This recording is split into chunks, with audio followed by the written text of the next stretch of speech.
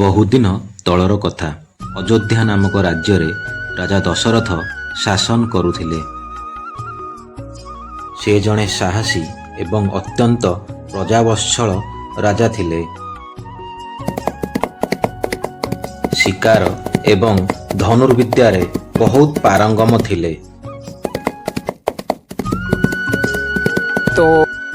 ଅଯୋଧ୍ୟା ନଗରୀର ବାସିନ୍ଦାମାନେ ପ୍ରତ୍ୟେକ ଦିନ ରାଜାଙ୍କୁ ବହୁତ ପ୍ରଶଂସା କରୁଥିଲେ। ସେହି ସମୟରେ ଶ୍ରବଣ କୁମାର ନାମକ ଜଣେ ଭଲ ପୁତ୍ର ସନ୍ତାନଟିଏ ଥିଲେ। ଏ ଦୁନିଆରେ ନିଜର ବୋଲି ଶ୍ରବଣ କୁମାରର ଦୁଇ ଜଣ ଥିଲେ। ତାର ନିଜର ଦୁଇ ଅନ୍ଧ ବାପା ଓ ମା। ଶ୍ରବଣ କୁମାର ନିଜର ଅନ୍ଧ ବାପା ଓ ମାଙ୍କୁ ବହୁତ ଭଲ ପାଉଥିଲେ। ଶ୍ରବଣ କୁମାର ପ୍ରତ୍ୟେକ ଦିନ ନିଜ ବାପା ଓ ମାଙ୍କର ବହୁତ ସେବା କରୁଥିଲେ ଏବଂ ଯତ୍ନ ନେଉଥିଲେ।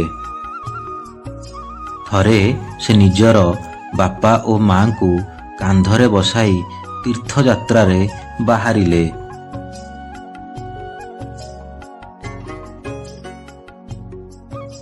ରାସ୍ତାରେ ଯାଉ ଯାଉ ଏକ ବିଶାଳ ଜଙ୍ଗଲ ପଡ଼ିଲା।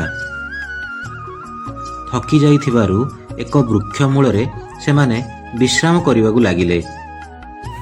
ଅନ୍ଧ ବାପା ଓ ମାଙ୍କୁ ବହୁତ ଜୋରରେ ଶୋଷ ଲାଗିଲା।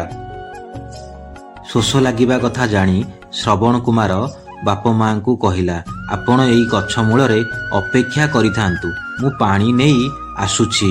ଏତିକି କହି ଶ୍ରବଣ କୁମାର ପାଣି ଅନ୍ୱେଷଣରେ ବାହାରିବାକୁ ଲାଗିଲେ। ଶେଷରେ ଏକ ନଦୀ ପାଖରେ ଯାଇ ପହଞ୍ଚିଲେ। ନଦୀ ପାଖରେ ପହଞ୍ଚି ସେ ମାଠିଆରେ ପାଣି ଭରିବାକୁ ଲାଗିଲେ। ଆଉ ଠିକ୍ ଏହି ସମୟରେ ରାଜା ଦଶରଥ ଜଙ୍ଗଲରେ ଶିକାର କରୁଥିଲେ। ପାଣି ଭରିବାର ଶବ୍ଦ ତାଙ୍କ କାନରେ ଶୁଭିଲା। ସେ ଭାବିଲେ ସେଠାରେ କୌଣସି ପଶୁ ଅଛି। ଠିକ୍ ଏତିକି ସମୟରେ ଏକ ତୀର ସେହି ଦିଗକୁ ରାଜା ଚଳାଇ ଦେଲେ। ତୀରଟି ଯାଇ ଶ୍ରବଣ କୁମାରଙ୍କ ଛାତିରେ ଭେଦ କଲା। ରାଜା ଦଶରଥ ଦୌଡ଼ି ଆସି ଦେଖିଲେ ଯେ ଜଣେ ନିରୀହ ଯୁବକ ତାଙ୍କ ତୀର ଦ୍ୱାରା ଆହତ ହୋଇ ତଳେ ପଡ଼ି ଛଟପଟ ହେଉଛି। ସେ ବହୁତ ଦୁଃଖ ପ୍ରକାଶ କଲେ ଏବଂ ସେ ଯୁବକକୁ କ୍ଷମା ପ୍ରାର୍ଥନା କଲେ। ଶ୍ରବଣ କୁମାର କହିଲେ, ହେ ମହାରାଜ, ମୋ ବାପା ମାଙ୍କୁ ଏ ପାଣି ମାଠିଆରେ ନେଇ ପାଣି ଦିଅନ୍ତୁ ଏବଂ ଏଠାରେ ଘଟିଥିବା ସବୁ କଥା ମୋ ବାପା ମାଙ୍କୁ ଜଣାନ୍ତୁ। ରାଜା ଦଶରଥ ପାଣି ମାଠିଆକୁ ଧରି ମନ ଦୁଃଖରେ ସେହି ଅନ୍ଧ ବାପା ମାଙ୍କ ପାଖକୁ ଚାଲିବାକୁ ଲାଗିଲେ। ରାଜା ଦଶରଥ ଅନ୍ଧ ବାପା ମାଙ୍କ ପାଖରେ ପହଞ୍ଚିଲେ, ପାଣି ପିଇବାକୁ ଦେଲେ ଏବଂ ତାଙ୍କ ପୁତ୍ର ସାଙ୍ଗରେ ଘଟି ଯାଇଥିବା ସବୁ ସତ୍ୟ ଘଟଣା ବର୍ଣ୍ଣନା କଲେ।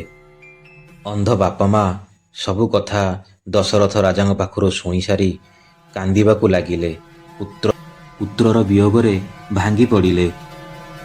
ଛଳ ଛଳ ଆଖିରେ ରାଜା ଦଶରଥଙ୍କୁ ଅଭିଶାପ ଦେଲେ, ଆମେ ଯେପରି ପୁଅକୁ ହରାଇ ଦୁଃଖ ପାଇଛୁ, ସେହିପରି ତୁମେ ମଧ୍ୟ ଦିନେ ପୁତ୍ର ବିୟୋଗରେ ଦୁଃଖ ପାଇବ। ଏହାର ବହୁତ ବର୍ଷ ପରେ ପୁତ୍ର ରାମ ବନବାସକୁ ଯାଇଥିଲେ। ପୁତ୍ରର ବିୟୋଗର ଦୁଃଖ ସହି ନ ପାରିଥିବାରୁ ରାଜା ଦଶରଥଙ୍କର ଦେହାନ୍ତ ହୋଇଥିଲା।